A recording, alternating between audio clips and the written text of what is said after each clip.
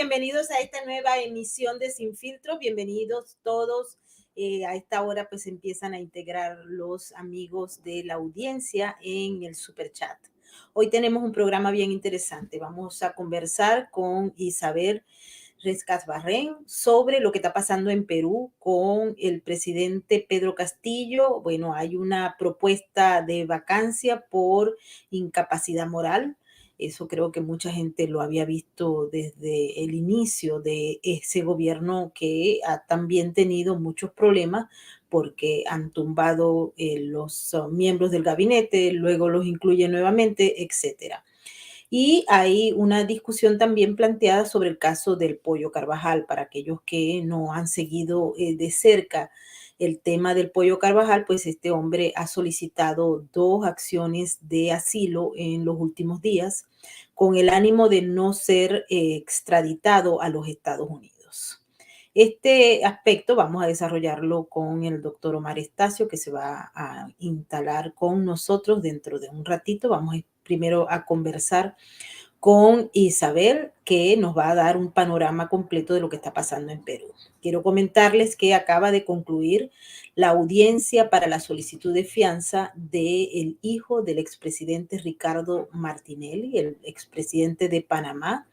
Su hijo, Luis Enrique Martinelli Linares, está siendo acusado por el gobierno de los Estados Unidos aquí en Nueva York de haber participado en un esquema de lavado de dinero con fondos provenientes de pagos de soborno por vía de su padre cuando era presidente a través de las cuentas de Odebrecht. O sea, el caso de él corresponde al enorme caso de investigación de Odebrecht.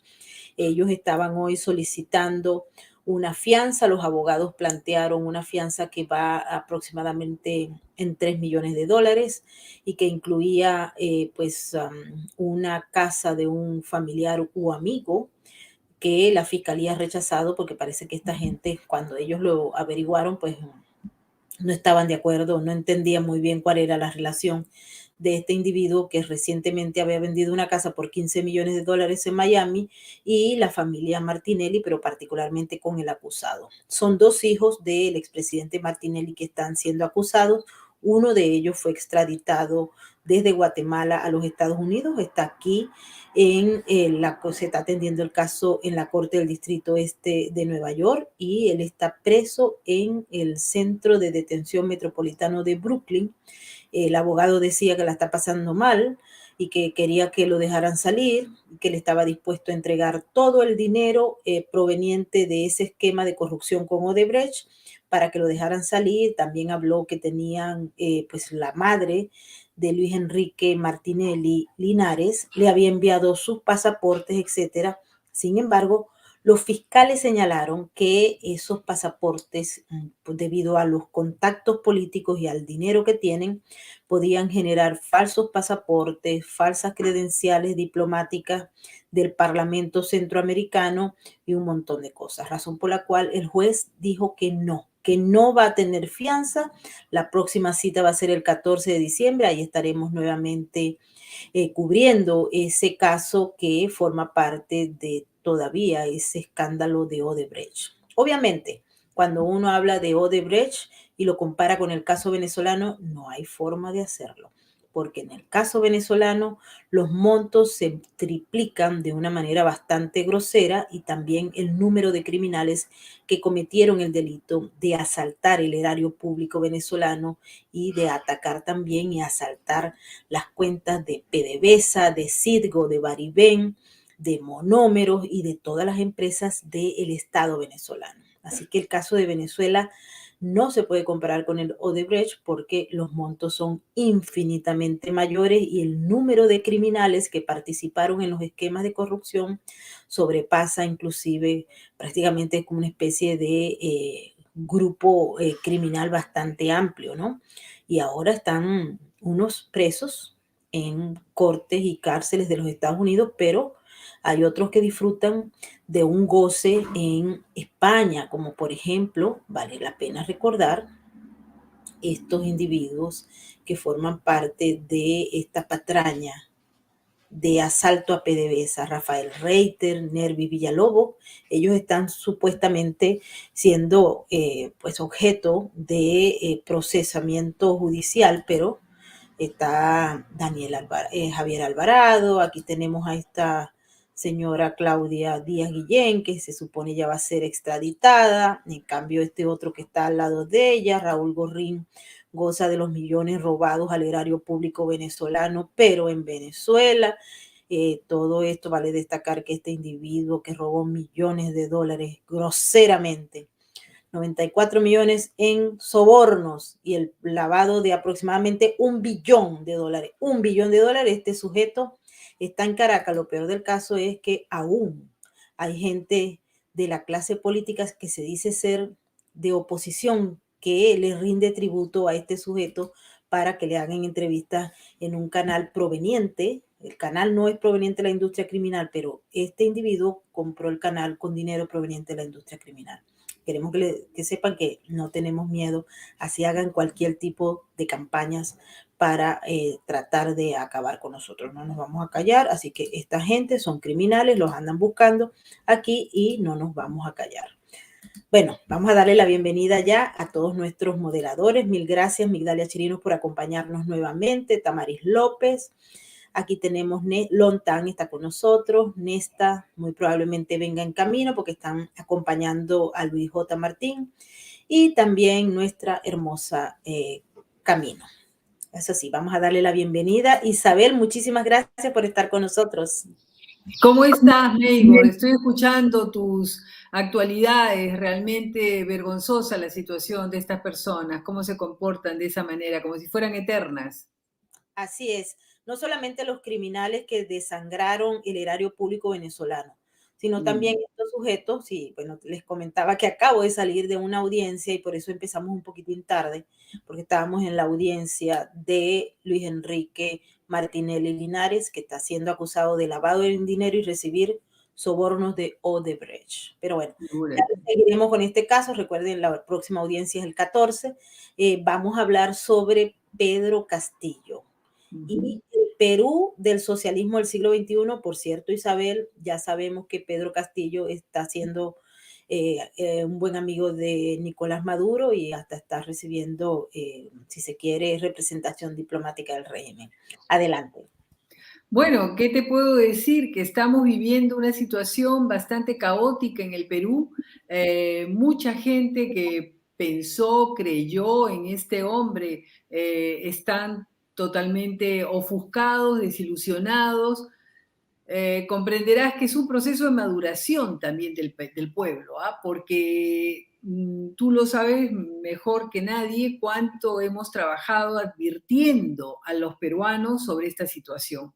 Sin embargo, habían intereses, como siempre, los famosos intereses de quienes creen que van a poder manejarlo al hombre porque era una persona escasa en estudios, difícil de expresarse, humilde de origen, con grandes ambiciones, eso sí. Entonces pensaron muchos que podían manejarlo, cosa que se ha demostrado que tú no lo puedes manejar porque simplemente ya hay otros que lo manejan.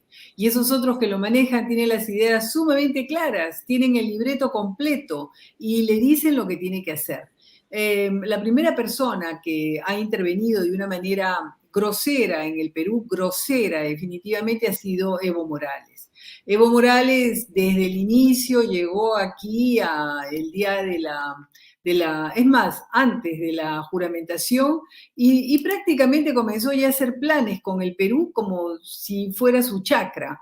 El día de ayer, finalmente, el Congreso tomó la decisión de declararlo persona no grata, porque él está programando una reunión para finales de julio, no, perdón, a mitad de diciembre, yo estoy en otro mes, que se llama RUNASUR, con todos los gente interesada de Bolivia y gente interesada del Perú, pero quien la organiza es Evo Morales. Y Castillo se siente un poco subyugado ante la figura de Evo Morales porque en realidad Castillo es un hombre, un pobre hombre en realidad, con una capacidad de discernimiento muy limitada, no logra, te repito, expresarse ni siquiera correctamente, pero eso no es un pecado. Hay tantos en América Latina que tenemos dificultades para expresarnos. Lo que quiero decir es que su obnubilación en Evo Morales lo lleva a que Evo Morales gana toda la gestión de la relación y dispone pues cosas que están totalmente fuera de lo que viene a ser la gestión de un país, que es la que Evo Morales debería tener defendiendo el Perú. No puede ser que venga un hombre que se sabe que favorece el narcotráfico, como Evo Morales, que durante su gestión ha cambiado normas a fin de que el santuario del Chapare se vuelva una fuente inacabable de proporción de hojas de coca, transformación de la cocaína, porque todas las personas que viven en el Chapare tienen, antes era cada familia que tenía un cato, que vendría a ser 1.400 metros para producir hoja de coca, porque lo único que se produce en el Chapare es hoja de coca.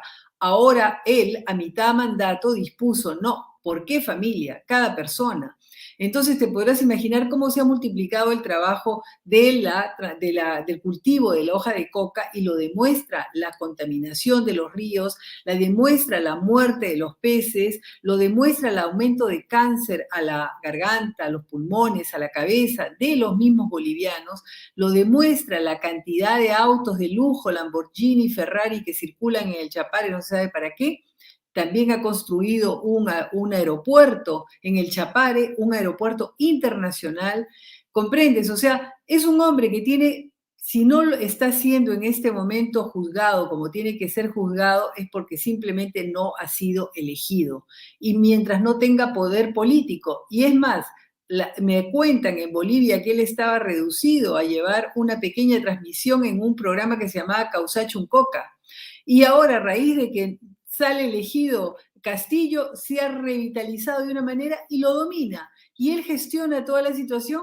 Y este hombre, Castillo, que también tiene su vinculación con Sendero Luminoso y que tiene su vinculación con los terroristas y con el narcotráfico, con la hoja de coca, mejor dicho, no hablemos de narcotráfico todavía, ya está apoyando la dación de normas que son copia exacta de las normas bolivianas. Entonces está queriendo destruir todas las estructuras que habían aquí en el Perú de control, de compra, porque hay una empresa que se ocupa de comercializar la droga en modo correcto y por lo tanto también se tiene que cumplir el tema de la erradicación de la hoja de coca.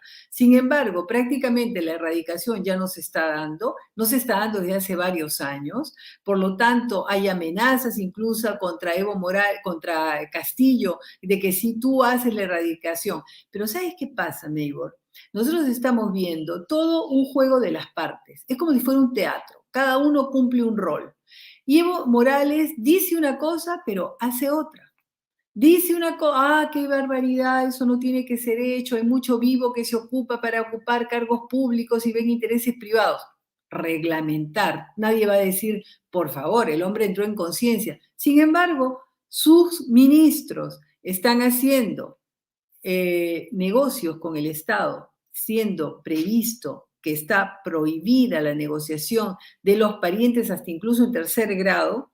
Sin embargo, los parientes en primer grado, el hermano del ministro de Justicia, los hijos del ministro de Economía, están haciendo negocios con el Estado, denunciados por los diarios, denunciados por ciudadanas, etcétera.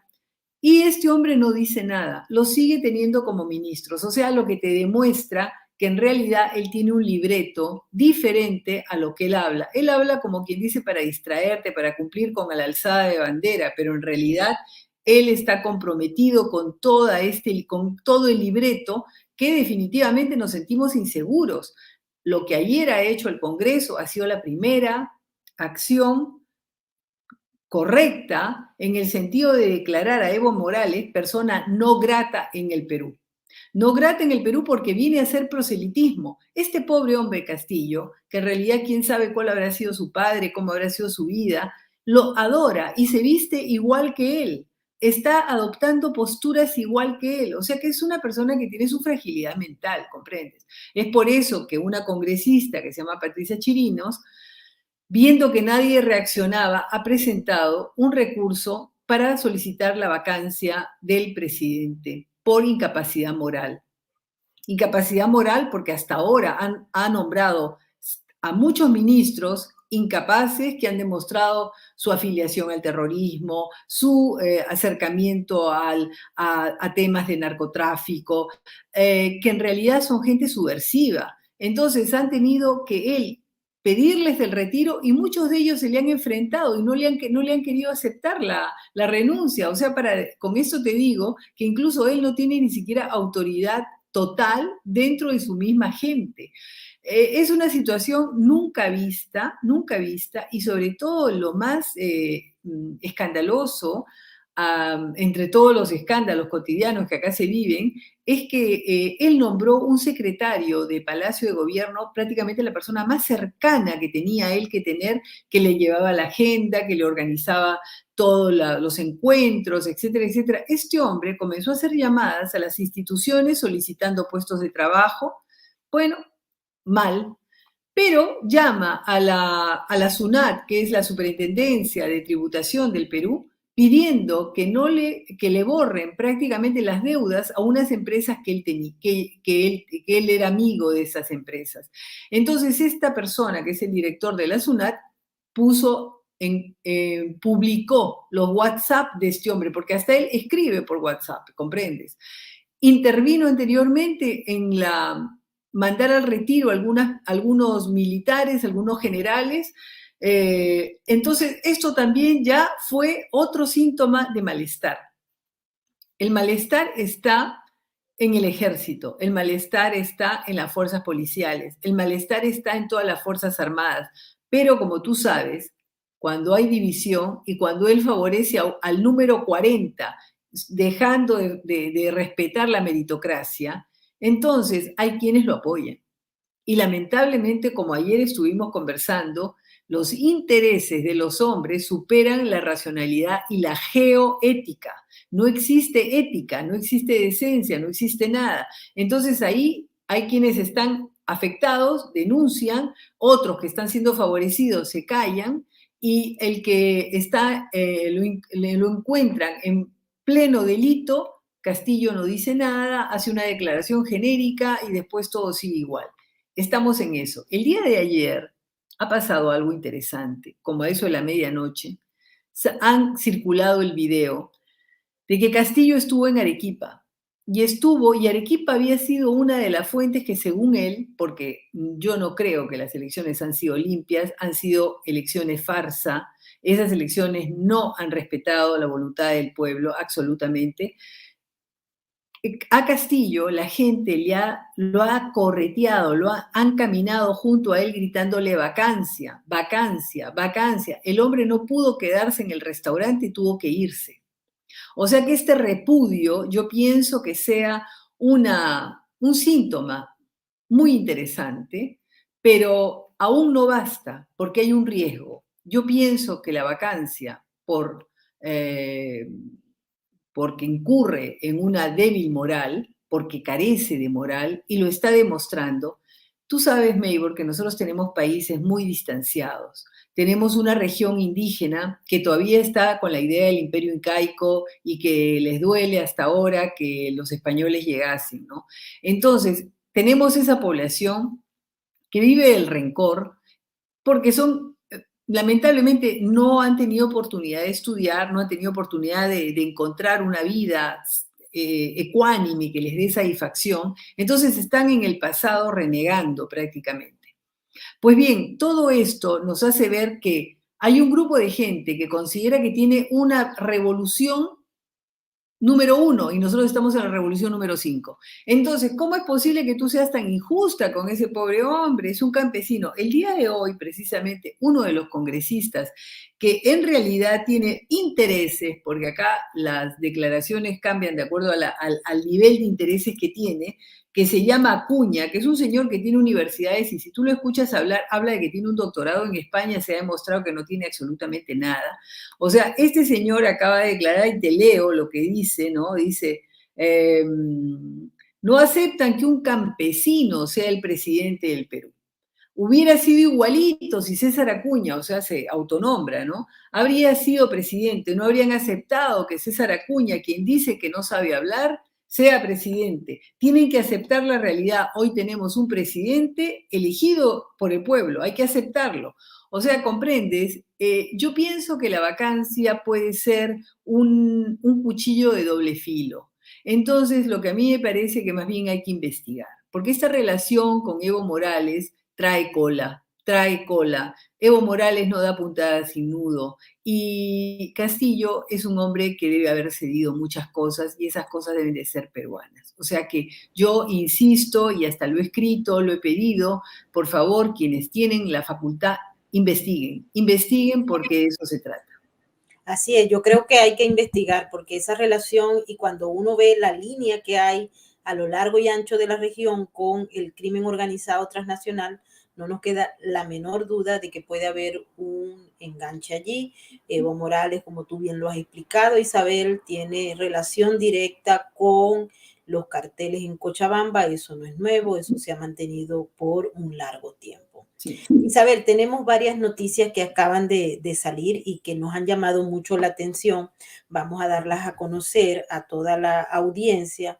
En estos momentos acaba de salir un alerta donde dice algo que si es verdad, pues tenemos que revisar cuáles son las razones que llevan a que el gobierno pueda plantearse esta posibilidad. Hay una alerta certificada a esta hora que dice que el gobierno de los Estados Unidos podría remover a la FARC, a las Fuerzas Armadas Revolucionarias Colombianas, de la lista de organizaciones terroristas y que en breve se podría hacer el anuncio. Ha dado a conocer esto una fuente cercana a este asunto en los medios de comunicación en Washington. Si esto es así, pues vamos a investigarlo, vamos a averiguar qué es lo que ocurre. Y otros dos temas que son muy importantes, Isabel, para lo que estamos hablando, y es el tema del crimen organizado transnacional, porque tenemos que el primer ministro de Defensa de Francia, Benis Ghan, ha denunciado que Irán transfiere armas y petróleo a Venezuela y que las fuerzas Quds de las fuerzas revolucionarias iraníes operan en Sudamérica. Esta es una declaración que no se había hecho desde el rango del Ministerio de la Defensa del Estado de Israel. Y no, si bien no ofreció detalles públicamente, dijo que había un proceso que ellos estaban demarcando y que señalaba que había una evidencia fuerte sobre la exportación del terrorismo iraní directamente manejado por el líder supremo Ali Khomeini a Venezuela, al régimen de Nicolás Maduro. Y esto es espeluznante.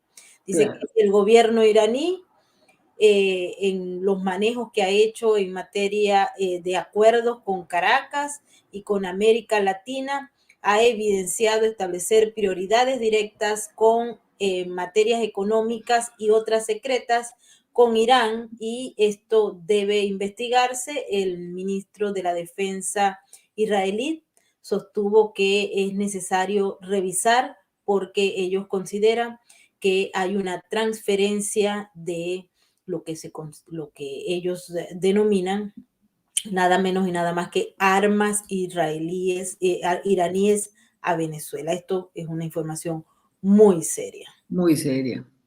Ya yo no entiendo cómo además todo esto pueda conjugarse con este perdón a la FARC, porque a este punto, entonces, ¿qué continente somos? Somos un continente de delincuentes y como tal todo es válido. O sea que a este punto la declaración de Borrell de decir las elecciones en Venezuela no pueden ser como las elecciones en Suiza, ya nos están catalogando a todos como si todos podamos, o sea, el que grita más es el que gana, el que engaña más es el que gana, el que pone más dinero es el que tiene razón. Bueno. Bueno, y para una buena noticia, porque no todas las noticias son malas, aunque son aterradoras, la misión observadora de la Unión Europea en Venezuela presentó su informe y dice que constatamos la falta de independencia judicial y la no adherencia al Estado de Derecho. Ellos están bien atrasados porque eso fue eliminado de Venezuela desde hace muchísimos años, empezó a ser perpetrado desde la llegada de Hugo Chávez al poder, que violó la Constitución de 1961, eliminó el Congreso, eliminó la Corte Suprema de Justicia, nombró una constituyente sin el aval que se requería para ello, y de ahí en adelante estructuró la revolución bolivariana a los términos que hoy en día ya no importa si ganan elecciones, si no ganan elecciones, esto queda más o menos como de lado. En Venezuela se está implantando lo que se llama el Estado comunal, que no se lo deseamos a ningún otro país o nación, porque eso elimina todas las libertades. Así que estamos avanzando, Isabel, en términos que no nos habíamos imaginado, y lamentablemente el crimen organizado pareciera que está por delante de la toma de decisiones políticas y de decisiones de Estado. Hay una vinculación directa entre los gobiernos del socialismo del siglo XXI y el crimen organizado, Isabel. Sí.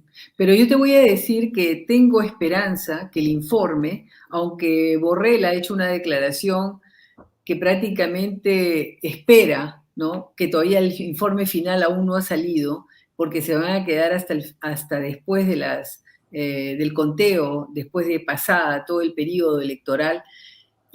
Quien preside la misión de observación electoral es una portuguesa, en este momento no me acuerdo su apellido, pero se llama Isabel. Y yo he tenido oportunidad de... Se llama Isabel Santos.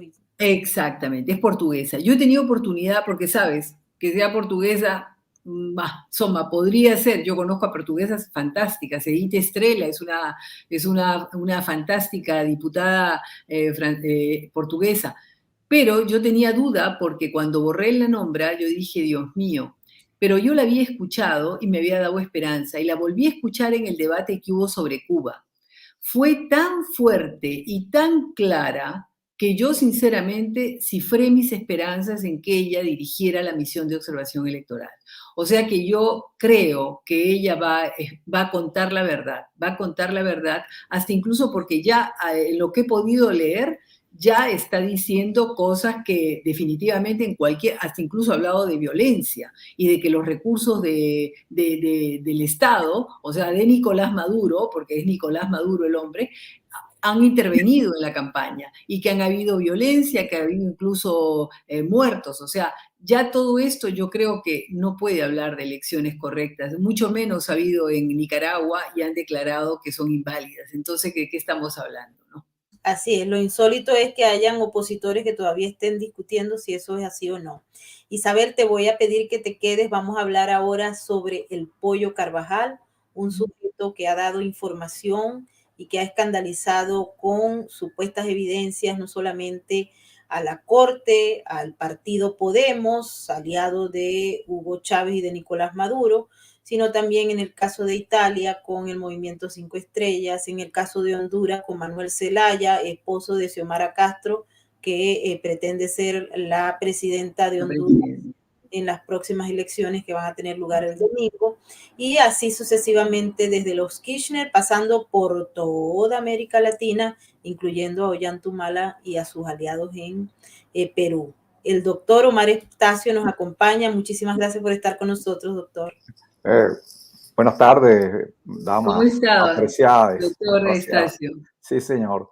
Muchas gracias por tu invitación, Maybor, y un saludo a tu equipo y a toda tu numerosa audiencia. Bueno, mil gracias por estar con nosotros. Quería hacerle una pregunta. Isabel me va a acompañar ahora como periodista en esta entrevista con el doctor Omar Estacio, porque es que el señor Pollo Carvajal ha pedido otro asilo. Entonces, pregunto, cuando se niega un asilo, ¿se pueden pedir otros asilos? Porque él aprovechó la conversadita que tenía con los fiscales de Italia para pedir asilo en Italia, pero ahora vuelve a pedir asilo. ¿Cómo se maneja esa figura, doctor? Bueno, en primer lugar, hay un principio casi universal, es el de la cosa juzgada. En el ámbito judicial, pues la frase calza exactamente, pero también se ha elaborado la llamada cosa juzgada administrativa. Cuando se decide en sede administrativa un acto, en este caso con efectos particulares, en la propia administración, en principio, no puede revisar ese acto salvo que surjan causas sobrevenidas muy importantes, ¿no? Entonces, el ente administrativo de España resolvió de manera negativa para el señor Carvajal el derecho de asilo. Entonces él ahora plantearlo nuevamente ante el mismo órgano administrativo en principio es inadmisible por esas circunstancias, por la aplicación de ese principio, que alguna doctrina ha dicho que está mal articulado porque es un contrasentido. Si es cosa juzgada administrativa, judicial, bueno, pero eso es ya una cuestión de orden semántico, ¿no? En cuanto al asilo en Italia, bueno, este servidor conoce dos tipos de asilos nada más: el asilo territorial y el asilo diplomático. El asilo territorial, como lo expresa su denominación, es cuando tú estás en el territorio donde pides un asilo. Yo estoy en Estados Unidos y entré por cualquier medio que sea, lícito o ilícito, y entonces puedo pedir un asilo. El asilo diplomático es cuando una persona ingresa a la misión de un país extranjero e invoca pues este principio de asilo diplomático. Yo no conozco el asilo por control remoto, que yo estoy en España y pido el asilo de Italia, ese no lo conozco yo. Quizás existe, ¿no? Pero por lo menos este servidor no conoce, no recuerda ningún precedente en ese sentido, ¿no?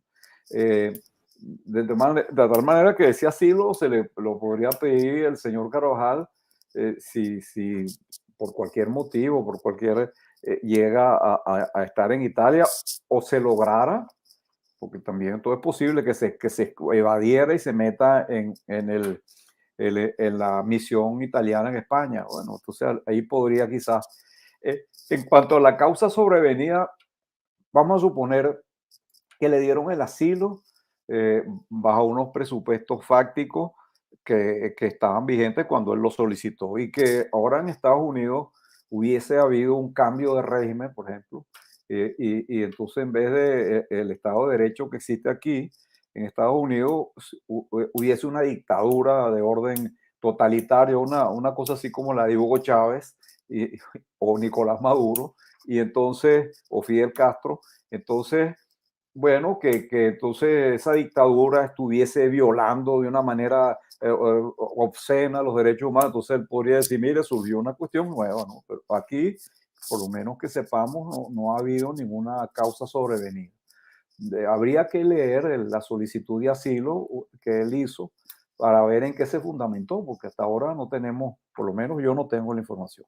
De manera que ese yo creo que es el diagnóstico preliminar de estas cosas. Vamos a aprovechar que Isabel, ella es abogada y es italiana también, peruana italiana, para ver si ella conoce cómo es que operan los asilos allá, porque esto del Pollo Carvajal es increíble. Se fueron los fiscales a buscar información sobre la denuncia que él hizo de entrega de fondos, 3.5 millones de euros, a el partido de izquierda Movimiento 5 Estrellas. El que recibió el dinero murió y el resto pues se lo gastaron, porque eso fue hace ya más de 10 años. Parece que allá no prescribe este tipo de acciones. Sin embargo, el hombre que recibió el dinero aparentemente, bueno, se murió. El que recibió aparentemente el dinero llegó por valija diplomática en efectivo. ¿Qué puedes tú leer de esto, Isabel? En realidad también tenemos la figura del asilo europeo, ¿no? Que es más o menos la misma de todos los países. Lo que yo pienso que el Pollo Carvajal está tratando de hacer es lo que hacen todos los izquierdistas, ¿no? Ganan tiempo. Entonces, está tratando de retardar la llegada porque tal vez si es que gana Maduro, capaz las cosas puedan cambiar. O sea, yo creo que está haciendo un cálculo diferente porque no puede absolutamente, no ha cambiado nada. La única cosa que puede cambiar es que Maduro gane con tal apoyo de la Unión Europea y todo lo demás y que prácticamente se vuelva un santo, y entonces su condición misma podría ser pero ni aún así. Entonces, Yo lo veo que es un ganar tiempo, como todo lo que han hecho en España, lo han hecho tanto los diputados españoles en el Parlamento Europeo para retardar las sanciones a Maduro, que la han hecho para retardar las sanciones a Evo Morales, que la han hecho para retardar las sanciones en Nicaragua. O sea que es un método como otro, no le queda más recurso a ese señor Carvajal. O sea que lo único que le queda es repetir, y tal vez va a volver a repetir el recurso simplemente para poder impedirle que mientras el recurso está en que le den la negativa, salvo que le digan usted no puede más, no le admitan ninguna presentación de recurso, pero eso tampoco no es que pueden hacerlo. O sea que yo creo que es una leguleyada para poder prolongar su estadía en España y, como te digo, esperando cualquier golpe de suerte que capaz la situación cambie, ¿no? O que capaz que lo vengan y lo rescaten, o sea, algo así. Pues tantas cosas pueden haber en las cabezas de quienes tienen dinero y pueden comprar voluntades. Está muy de acuerdo esa frase, Isabel, estar de comprar voluntades, y esta gente tiene mucho dinero. Le pregunto al doctor Omar Estacio. Los Estados Unidos, a través del Departamento de Justicia, hizo entrega a la audiencia española, a la justicia de España, los requerimientos solicitados para la extradición del Pollo Carvajal a los Estados Unidos. Ellos habían dado un plazo de 45 días y ya los Estados Unidos han entregado la información requerida para que ya no haya ningún tipo de excusas para que este hombre venga acá. Sin embargo, la defensa del Pollo Carvajal ha empezado a decir, yo no sé si es que ellos pueden ir al Tribunal de Estrasburgo, porque para ello tenían que haber probado, y los abogados ya nos lo han comentado en varias oportunidades, que hay una violación de derechos humanos, cosa que no se ha producido, o que ellos deben probar en el Tribunal de Estrasburgo que en Estados Unidos, en las cárceles, cuando se está haciendo un proceso criminal de este tipo por delitos de narcotráfico y terrorismo, pues la gente que está siendo juzgada no tiene derecho a la defensa, derecho a cualquier tipo que establece la ley. Eso tampoco es posible porque los Estados Unidos cumplen con ese requerimiento hasta donde sabemos, porque de lo contrario, hasta el Chapo Guzmán hubiese ido para allá a quejarse y no lo hicieron. Entonces, ¿qué es lo que se puede esperar, doctor Omar? Y nos están diciendo aquí, la gente que nos está viendo, que cada vez que usted se mueve, el micrófono le hace un ruido, así que vamos a ver si usted mejora ahí el sonido. Lo que tengo es no moverme, que debo hacer. Es así como Me quedo estático. frisado como el dinero de Venezuela en Así es. tierra. Mira, yo creo que él sí puede intentar un recurso ante el Tribunal de Estrasburgo. Otra cosa es que prospere. Él puede intentar ese recurso con una medida cautelar. En anteriores programas hemos precisamente alertado sobre eso que tú decías, que el Tribunal de Estrasburgo tiene mucha jurisprudencia sobre esta materia. Parece que es el mayor número de solicitudes que recibe están relacionados con este tema, ¿no? Entonces hay mucha doctrina de parte de ellos. Y la doctrina se fija fundamentalmente en eso que tú acabas de decir, que la persona extraditada corra peligro de su vida o su integridad física por una cuestión ya reiterada de aquel Estado, ¿no? No por especulaciones. En el caso de Carvajal, por lo demás, es importante advertir que la tendencia en materia de extradición cada día es menos formalista y más materialista, no en el sentido crematístico, sino va más al fondo del asunto. Fíjate que lo vimos en la ciudadanía de este par de señores, este par de matrimonios que extraditaron, que habían adquirido la ciudadanía de manera fraudulenta. Y las autoridades españolas, las prácticamente sin anularlas, porque no las anularon, solamente dijeron, mira, aquí hay una cuestión medio fraudulenta y tal, y los extraditaron pese a que tenían nacionalidad española ya. Y también se ha desarrollado en España, en cuanto a la ciudadanía, el tema del arraigo de la persona. si alguien tiene la ciudadanía española, pero no tiene arraigo, no tiene actividades allí de importancia, no trabaja, no tiene hijos que van a la escuela, etcétera, etcétera. Entonces, los tribunales de España han dicho, bueno, sí, como no, él tiene aquí la ciudadanía, pero, pero no tiene arraigo y los extraditan, a pesar de ser nacionales de España, cuando son naturalizados, ¿no? Entonces, bueno, esta es la tendencia. En el caso de Carvajal hay algunas diferencias de procedimiento con el de Saab, porque fíjense que en el caso de Saab eh, negociaron las condiciones de la extradición en las autoridades diplomáticas, lo cual no es nada normal. Eso se estila también. Y mientras que en el caso de Carvajal, esas condiciones han sido depositadas en cabeza de la Audiencia Nacional, porque la Fiscalía opinó favorablemente, pero esa opinión ahora se va a someter al conocimiento de la Audiencia Nacional, quien dirá si esas garantías, comillas, ofrecidas por Estados Unidos le satisfacen a ellos como jueces o le satisface a la legislación o la normativa española. Ahí surgen evidentemente la parte enigmática. Vamos a esperar que, que dictamina la Audiencia Nacional. Por supuesto, quienes pensamos que le haría bien a la justicia que Carvajal viniese a los Estados Unidos sin linchamientos. Nadie está pidiendo linchamientos aquí, pero que se le someta a su juicio, etcétera, etcétera, el debido proceso.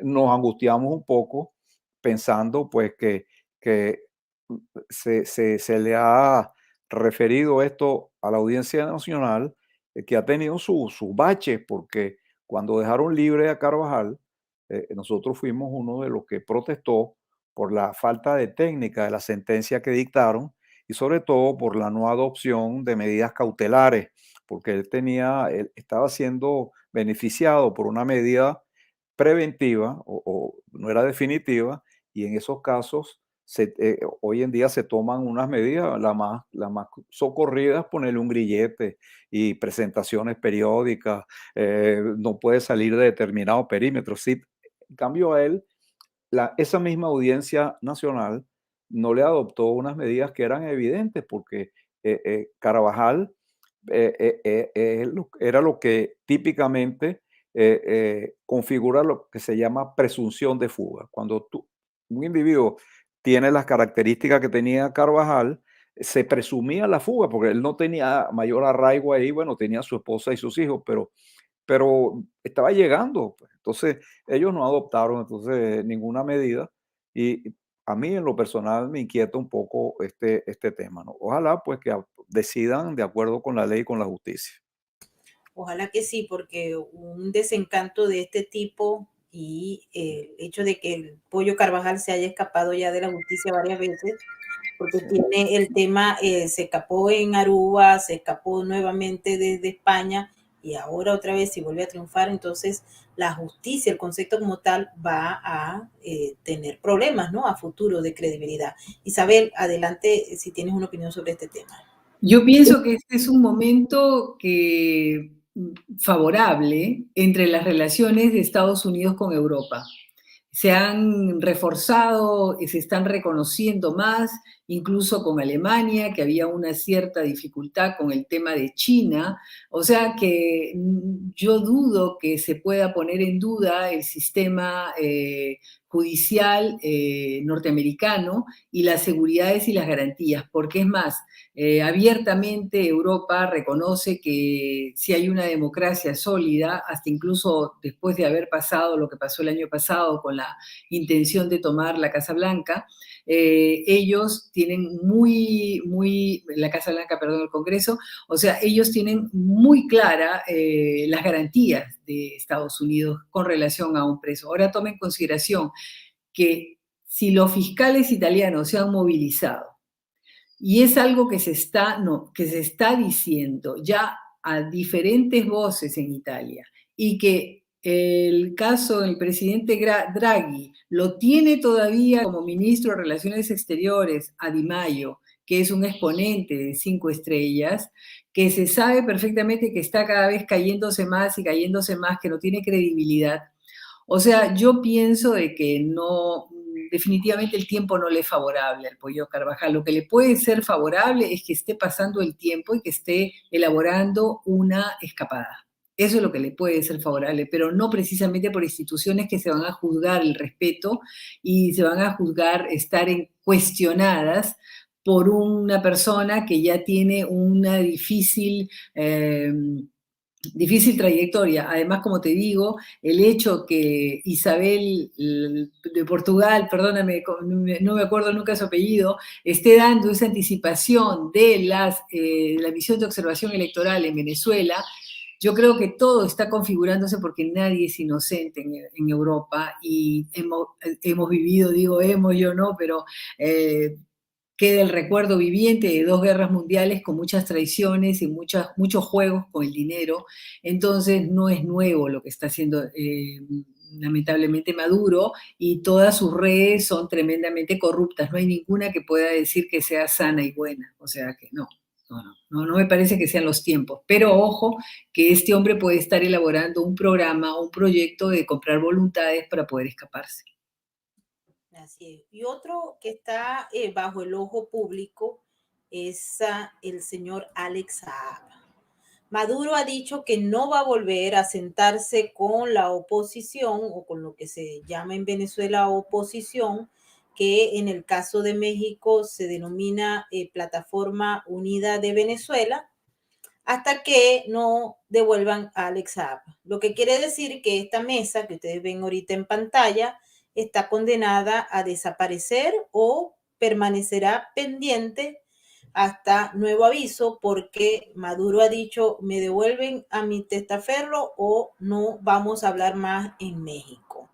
Y el gobierno de los Estados Unidos ha dicho que para poder seguir manejando toda la agenda que se había hecho en conjunto con los veedores, Rusia, estaba las Antillas Neerlandesas, había un poco de países envueltos, estaba Holanda realmente. No puede estar Alex Saab como un objeto de discusión en la negociación. Pero Maduro dijo, no, si yo no hablo más de eso, si no me dan a Alex Saab, porque él dice que está secuestrado, aquí no hay negociación que valga y seguimos adelante recordando con el apoyo de los socios suprarregionales del régimen, que son cada día más poderosos, particularmente China, luego del encuentro del Congreso del Partido Comunista Chino, que se tomaron unas decisiones históricas, las vamos a explicar en un programa aparte con nuestros expertos en materia de China, particularmente el rol de Xi Jinping. Pero ahora, pregunto a Omar, el caso de Alex Saab, ya para resumirlo, y creo que mucha gente está al tanto de ello, hubo una audiencia la semana pasada en la Corte del Distrito Sur de la Florida, en Miami, y pues este hombre se ha declarado no culpable, tal cual como se había anunciado, de un solo cargo. La fiscalía les retiró 7 en base a un acuerdo de extradición que firmó con el gobierno de Cabo Verde. Él está siendo acusado hoy en día de un solo cargo que está relacionado con la conspiración para lavar dinero en el sistema financiero de los Estados Unidos. Conspirar tiene pues una serie de elementos que subsisten en ese proceso que la ley de los Estados Unidos llama conspirar. El solo hecho de estar de acuerdo con y haber hablado con un grupo para ponerse ya es un delito consumado. Y entonces, pues suponemos que si los fiscales tenían elementos para probar que él había lavado dinero, cuentas, monitoreo, etcétera, ese caso está más que probado. Pero ahora Alexa decide ir a un juicio conjurado basado en una serie de estrategias que se ven bastante confusas, porque por un lado está el hecho de que él niega haber conocido, por ejemplo, al profesor Bruce Bagley, haber estado haciendo acciones con él. El profesor Bruce Bagley fue acusado y enjuiciado y sentenciado por su relación con Alex Saab. Entonces es muy raro todo lo que ha ocurrido, pero pareciera que todo está limitado al miedo que tiene Alex Saab de que su familia en Caracas le vaya a pasar algo, porque su esposa, su hija y sus hijos están en Caracas, bajo el protectorado de Nicolás Maduro, que la verdad es que nadie quiere estar protegido por Nicolás Maduro, salvo los criminales que andan buscando aquí, como Raúl Gorrín y los otros. Pero de ahí en adelante, nadie quiere estar gozando de esa protección. La familia de Alex Saab está bajo eso, y esa es la única razón que puede explicar que Alex Saab mienta de manera descarada día a día. Él mintió, él dijo que yo no conozco al profesor Bruce Bagley, pero meses atrás en una entrevista que le dio a la prensa colombiana dijo que sí lo conocía, y hay evidencias que fueron llevadas a la corte aquí en la ciudad de Nueva York, en las que se expresaban que Saab y el profesor Bruce Bagley, junto con Boliche y otros que están metidos en ese esquema, pues se conocían. O sea, el profesor abogó ante la Embajada de los Estados Unidos por Alex Saab y su hijo. Lo que quiere decir que hay un cambio de estrategia extraño, pero quiero escuchar a los expertos. Adelante, doctor Omar Estacio. Eso de que él haya negado, conoce al profesor, está o estaba en el librito. ¿Por qué? Porque él no puede ser juzgado por esa circunstancia. Entonces, el tema del juicio de él es si conspiró o no conspiró. A él no lo extraditaron aquí basado en los hechos que pudo haber cometido conjuntamente con el profesor que acaba de ser sentenciado. Incluso si, por ejemplo, en la audiencia el fiscal lo llegase a interrogar a él o sacar alguna evidencia, mira aquí hay constancia, la defensa dirá, protestará, pedirá que excluyan esa prueba del acervo probatorio por ser ajena al tema principal del juicio. Entonces, puede decir, bueno, puede pedirle incluso esa figura que dicen aquí en las audiencias, el juez se dirigirá al jurado y le advertirá que tienen algo así que como pasarle un borrón a ese comentario del tema del profesor, porque eso no está. Entonces, él lo niega porque él sabe que esa va a ser su estrategia judicial. Es decir, no, momentico, yo no contesto eso. Es lo correcto. Quizás eso podría tener alguna relevancia si lo llegasen a condenar.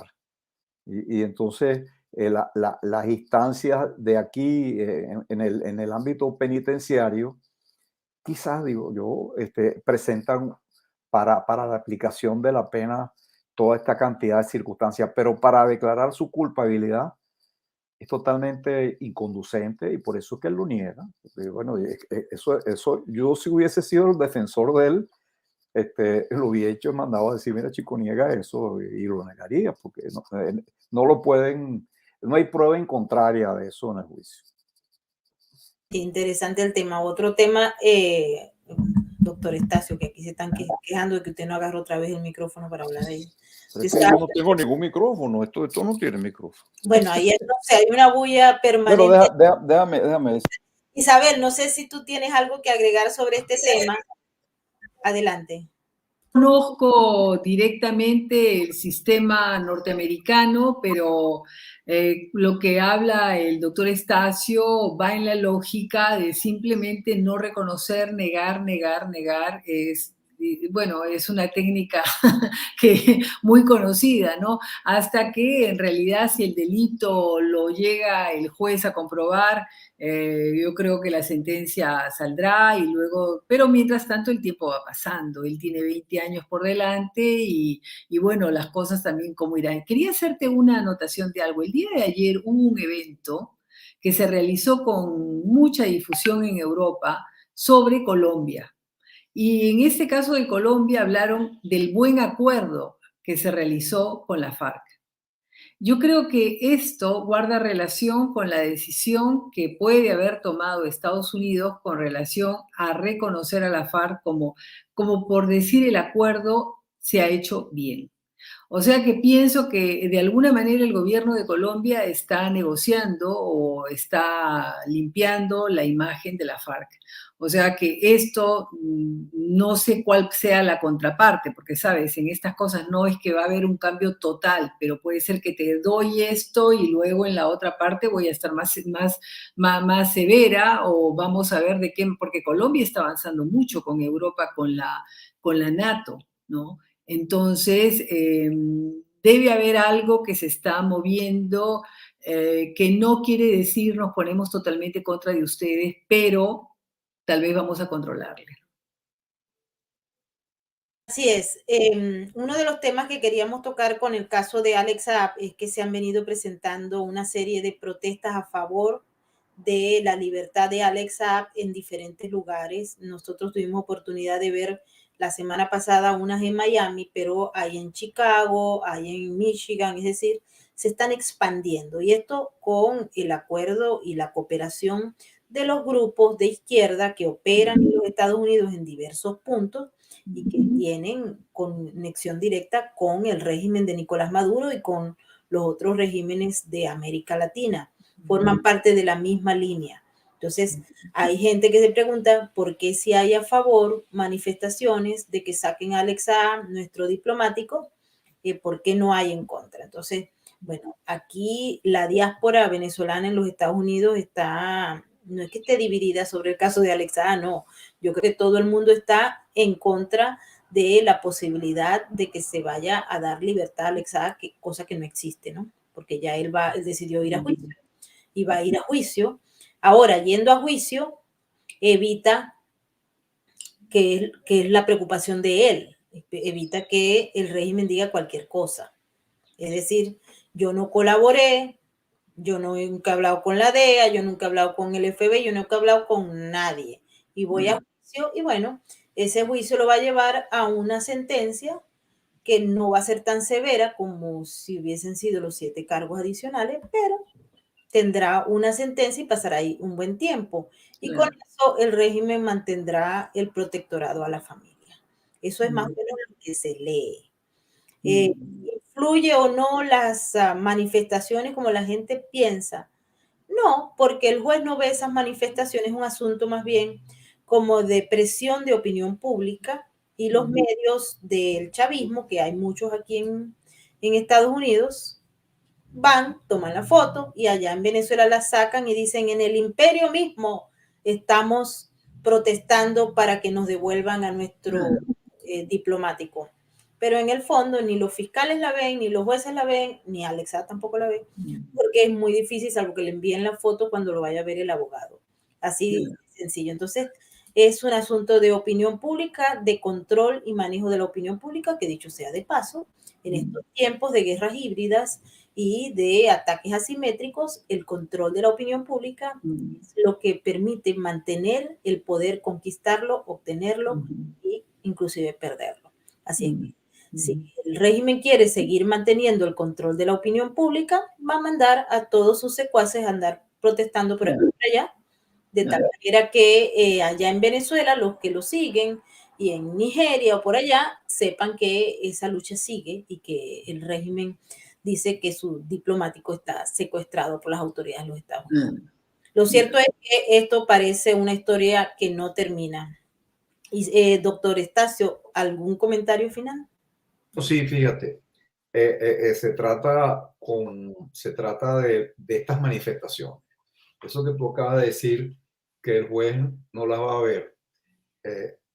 Pienso yo que la única explicación que tiene con procesal es la construcción que ellos están tratando de hacer en relación con la supuesta persecución de orden de naturaleza política contra Saab, entonces, esa es una manera de presentarlo como un político, porque es un político que en Nigeria manifestaban a favor de ellos unos señores ahí trigueñitos que seguramente no saben ni siquiera dónde queda Venezuela ni nada de eso, le pagaron unos reales, pero entonces le van a llevar, mire, en Nigeria, en Portugal, tal, aquí mismo han salido, entonces van a tratar de politizar la detención de Saab bueno, que es un argumento muy deleznable, pero bueno, esa es su defensa, tienen derecho a defenderse con todo lo que Ya. saben.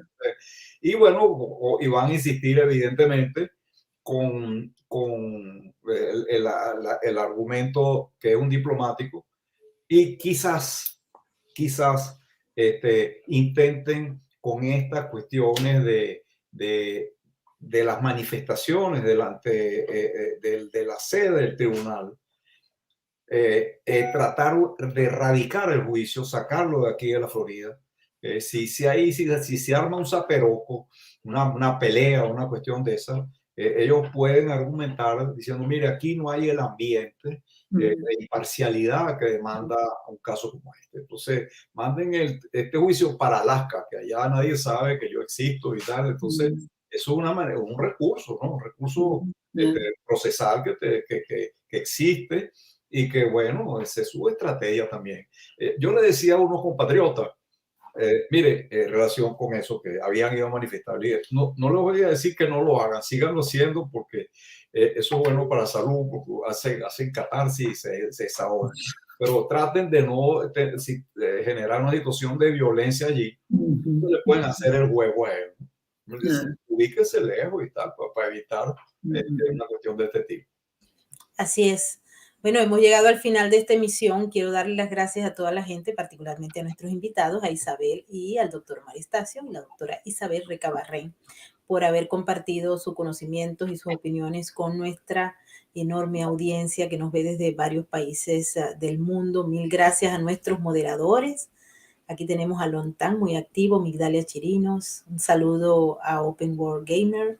Norma Flores, un gran abrazo. También tenemos a Nesta, a La Bella Camino y también a Lontán. A ver, ¿quiénes más faltan por aquí? Están todos mencionados, Tamaris López también. Maybor, yo quisiera decirte una cosa, quiero darte una opinión de esperanza. Yo, sinceramente, veo positiva la situación de Venezuela en medio de todo. ¿Sabes por qué? Porque ya se está haciendo la lucha. Y esta lucha, antes no había lucha. Antes había una balanza totalmente a favor de esta gente que así y deshacía. Y nadie tomaba una decisión. Yo creo que en este momento es un momento de lucha y lo que tú estás haciendo es fantástico y hay que abrir cabezas, hay que transmitir ideas, porque solo así la gente decente va a confiar en la decencia, porque los valores, lamentablemente, que no están de moda, hace que la gente titubee y precisamente las necesidades son las que son y la gente vende lo que puede, como ir a hacer una bulla ante un tribunal con tal de que te den algo. Cuando se impone la decencia, ellos mismos van a tener vergüenza de ir a gritar algo a favor de un tal Zap o a favor de un tal Castillo. O sea que yo pienso que, Carvajal, perdón, que ya me metí al Castillo peruano. Bueno, para que los vaya a aplaudir. Tengamos esperanza. Así es. Ustedes se acuerdan que Diosdado Cabello tiene una hija que se llama Danielita. Y ella quería ser cantante. Nuestro cantautor, Juan Medici, le escribió una canción y quiero que la escuchen al final de esta edición. Cante con el video.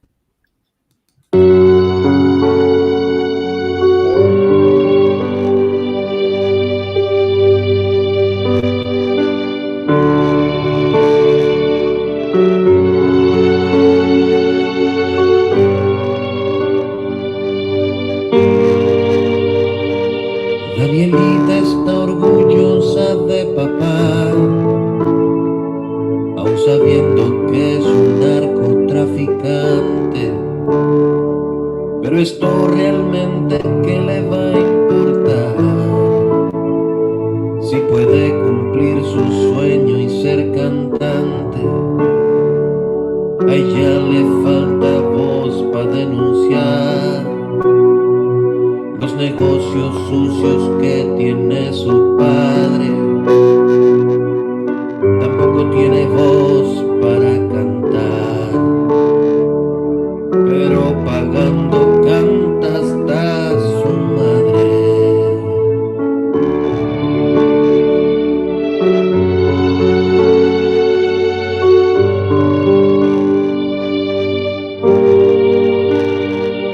Danielita está orgullosa de papá.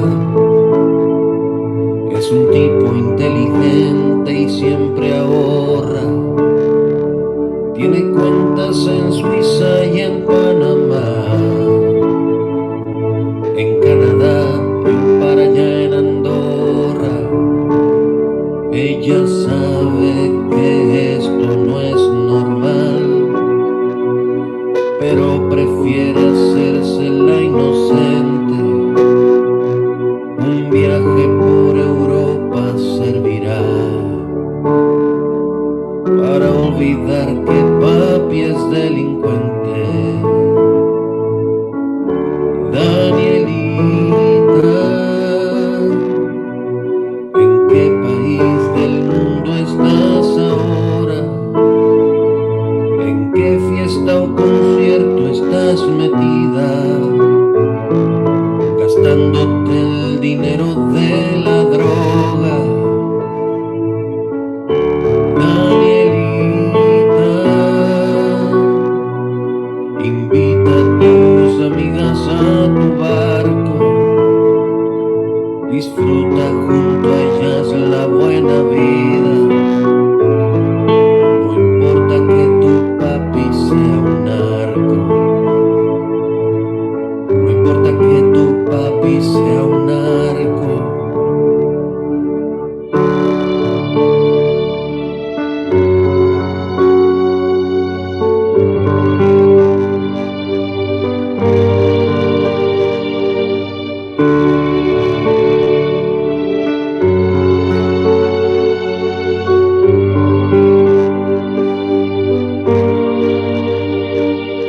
Danielita ama tanto a su papá,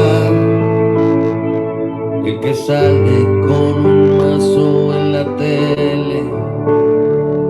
Ella piensa que es como Pablo Escobar,